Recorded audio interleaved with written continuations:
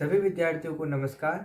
आज हम राजनीतिक सिद्धांत पॉलिटिकल थ्योरी के नवीन पाठ्यक्रम पर चर्चा करेंगे। बीए भाग 1 राजनीतिक विज्ञान 2022-23 प्रथम प्रश्न पत्र राजनीतिक सिद्धांत, इस पर आज अपन चर्चा करने वाले हैं। मोटे तौर पर हम चर्चा करेंगे कि जो हमारे बीए भाग 1 यानी बीए प्रथम वर्ष के जो राजनीति विज्ञान है जिनके पास भी,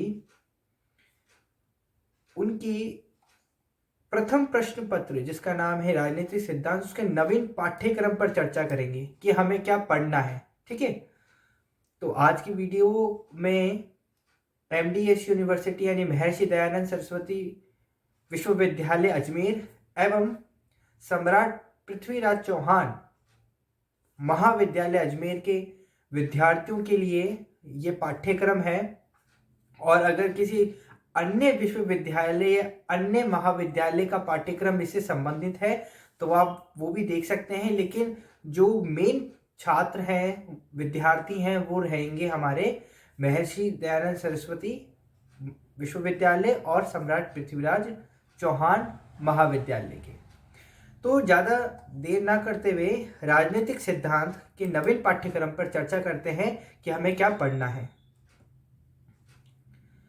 आपको अपनी स्क्रीन पर दिख रहा होगा कि प्रथम प्रश्न पत्र राजनीतिक सिद्धांत। ये सब देखकर आप घबराइए मत, मैं आपको एक एक कर एक एक पॉइंट अच्छी तरह से समझाऊंगा।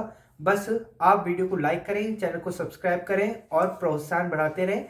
अगर आपकी इच्छा होगी, आपका प्रेम होगा, तो हम इन सब टॉपिक पर भी चर्चा कर रहे होंगे।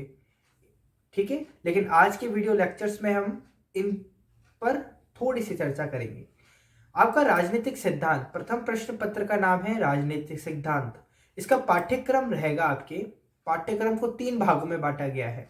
इकाई नंबर 1, इकाई नंबर 2, इकाई नंबर 3। समझ में आ गया?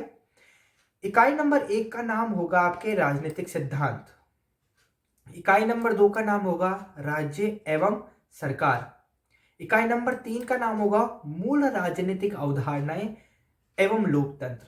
ये 3 इकाइयां रहने वाली है आपकी। हर एक इकाई से सेम अनुपात में यानी समान अनुपात में प्रश्नों का प्रयोजन रहेगा।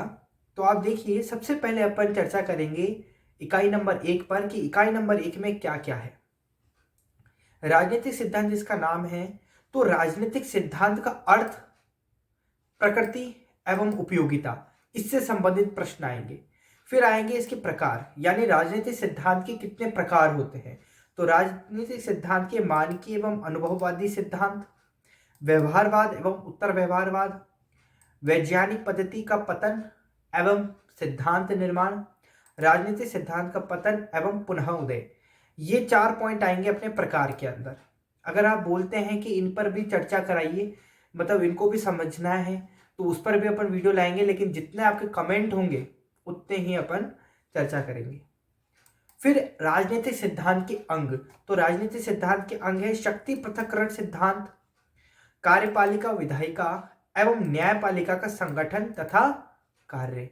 तो ये आपके इकाई नंबर 1 में ये सब पूछा जाएगा। इकाई नंबर 2 की बात करें राज्य एवं सरकार की, तो इसमें भी 2 भाग हैं, एक है राज्य और दूसरा है सरकार। तो राज्य में कौन कौन से टॉपिक पढ़ने हैं वो देख लीजिए आप। एक तो आदर्शवादी, उदारवादी एवं मार्क्सवादी सिद्धांत के विशेष संदर्भ में राज्य की प्रकृति तथा कार्य। तो राज्य की प्रकृति तथा कार्य कौन कौन से सिद्धांत डिसाइड करते हैं, उन सिद्धांतों को अपन को पढ़ना है। तो आदर्शवादी, उदारवादी, मार्क्सवादी, ये 3 सिद्धांत आपके समक्ष है, इनको पढ़ना है अपन को। फिर राज्य से संबंधित आता है राजनीतिक व्यवस्था। तो राजनीतिक व्यवस्था का ईस्टर्न का सिद्धांत अपन को पढ़ना है। ईस्टर्न का सिद्धांत इंपॉर्टेंट है, करीबन हर वर्ष किसी ना किसी रूप के अंदर ईस्टर्न का सिद्धांत पूछ लिया जाता है, तो इस पर भी अपन को चर्चा करनी चाहिए, मतलब इसको मुख्यतः पढ़ना चाहिए। राज्य कंप्लीट होने के बाद सरकार आता है। सरकार के अंदर एक तो लोकतंत्र और अधिनायकवाद, एकात्म तथा संघात्मक। लोकतंत्र के बारे में आपको बताया जा रहा है। सरकार, माफ कीजिएगा, सरकार के प्रकारों के बारे में बताया जा रहा है कि लोकतंत्र अधिनायकवाद की एक सरकार होती है, एकात्म तथा संघात्मक और अध्याशात्मक तथा संसदीय सरकारें। मतलब सरकार कितने प्रकार की होती है। जैसे अपने भारत के अंदर अगर बात करें तो भारत सरकार किस प्रकार की सरकार है, तो ये लोकतंत्रात्मक तो सरकार है। लोकतंत्रात्मक में कौन सी है, अध्याशात्मक ही है, संसदीय है। तो संसदीय है ये, है ना, संसद के द्वारा चलता है। लोकतंत्र चलता ही है अपने भारत देश में, लेकिन किस प्रकार का लोकतंत्र चलता है ये सरकार को पढ़ने पर अपन को पता चलेगा। जब अपनी इकाई नंबर 2 हो जाती है तो इसके बाद आती है इकाई नंबर 3। इकाई नंबर 3 में मूल राजनीतिक अवधारणाएं एवं लोकतंत्र है। तो फिर से वही दो भाग बटेंगे, एक तो मूल राजनीतिक अवधारणाएं और एक लोकतंत्र। तो सबसे पहले बात करते हैं मूल राजनीतिक अवधारणाएं। तो मूल राजनीतिक अवधारणाएं कौन कौन सी हैं, मतलब मेन राजनीतिक अवधारणाएं कौन सी, कॉन्सेप्ट्स कौन से जिनको अपन को समझना चाहिए। अगर अपन एक राजनीतिक विज्ञान के विद्यार्थी हैं तो हमारे को समझना चाहिए कि राजनीतिक विज्ञान की मूलभूत सिद्धांत कौन से हैं जिन पर राजनीतिक सिद्धांत खड़ी हुई है। मतलब एक महल होता है ना, एक महल नींव होती है, नींव के ऊपर महल बनाया जाता है। तो अपन अपना एक महल बनने वाला है राजनीतिक विज्ञान का, तो पहले अपनी नींव अच्छी होनी चाहिए। इसलिए बीए प्रथम वर्ष में आपको मूल राजनीतिक अवधारणाओं के बारे में पढ़ाया जाता है। वो मूल राजनीतिक अवधारणा है संप्रभुता, अधिकार, स्वतंत्रता, समानता एवं न्याय। इसी के बाद शक्ति, अधिसत्ता, राजनीतिक विकास, राजनीतिक संस्कृति एवं ई शासन।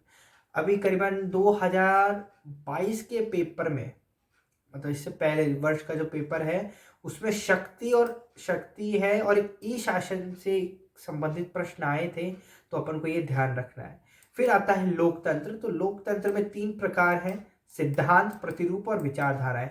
सिद्धांत भी खूब सारे हैं, प्रतिरूप भी हैं और विचारधाराएं भी हैं। अभी अपने पास जगह नहीं थी इसलिए हमने क्या करा, इसको सिर्फ ऐसे लिख दिया है। बाकी जब अपन एक एक इकाई के बारे में पढ़ेंगे तो उसमें मैं आपको सिलेबस को ढंग से समझा दूंगा पुनः एक बार, ठीक है। तो अभी मुझे शायद तक लगता है कि आपको समझ में आ गया होगा। सारी की सारी बातें आपके सामने हैं, इसमें कोई दिक्कत होनी नहीं चाहिए।